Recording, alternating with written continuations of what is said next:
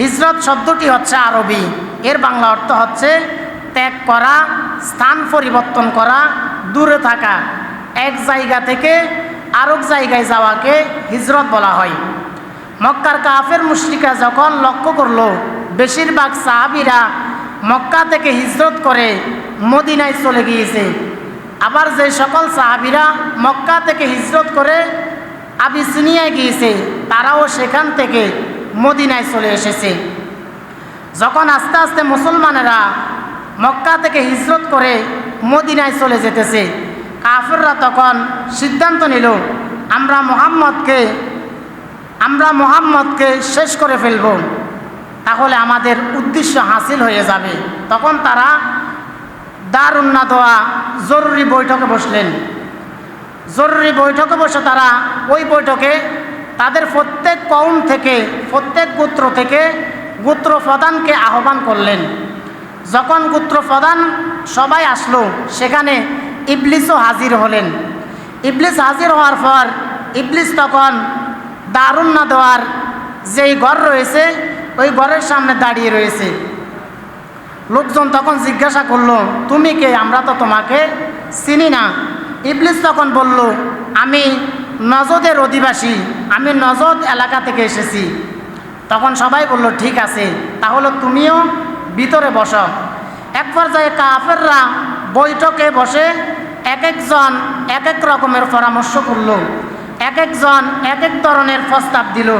তাদের মধ্য থেকে আবুল আসওয়াদ নামের একজন প্রস্তাব দিল, যেহেতু বেশিরভাগ সাহাবী মক্কা থেকে হিজরত করে মদিনায় চলে গিয়েছে, তাহলে মুহাম্মদ সাল্লাল্লাহু আলাইহি ওয়াসাল্লাম মদিনায় চলে যাক, তাহলে আমাদের চিন্তামুক্ত হবে। যেহেতু মুহাম্মদের অনুসারীরা মক্কা থেকে মদিনায় চলে গিয়েছে, এখন মুহাম্মদ যদি মক্কা থেকে মদিনায় চলে যায় তাহলে আমরা চিন্তামুক্ত হব, আমরা টেনশন মুক্ত হব। এই কথা শোনার পর ইবলিস বলল, তোমার প্রস্তাব মোটেও ভালো হয় নাই। কারণ আমরা যদি মুহাম্মদকে মক্কা থেকে বের হওয়ার সুযোগ দিই, দেখা যাবে মুহাম্মদ অন্যান্য গোত্র গিয়ে, মুহাম্মদ মক্কায় দাওয়াত দিতে পারবে না, কিন্তু অন্যান্য গোত্রে গিয়ে সে দাওয়াত দিবে। দিন দিন তার অনুসারীরা বাড়তে থাকবে, এক সময় সে তোমাদের উপরে হামলা করে বিজয় লাভ করবে। অতএব কোনো মতে মুহাম্মদকে মক্কা থেকে বের হতে দেওয়া যাবে না।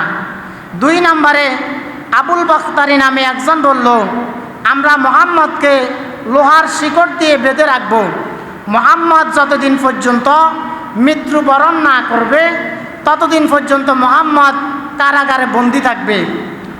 যখন এই প্রস্তাব দিলেন, আবুল বখতারির এই কথা শুনে ইবলিসের পছন্দ হলো না। ইবলিস তখন বলল, আমরা যদি মুহাম্মদকে কারাগারে বন্দী করে রাখি তাহলে মুহাম্মদের অনুসারীরা এসে তাকে নিয়ে যাবে, তারা ঐক্যবদ্ধ হয়ে আন্দোলন করে তারা একসময় মুহাম্মদকে আমাদের কাছ থেকে নিয়ে যাবে। সুতরাং তোমার এই প্রস্তাবও গ্রহণযোগ্য নয়।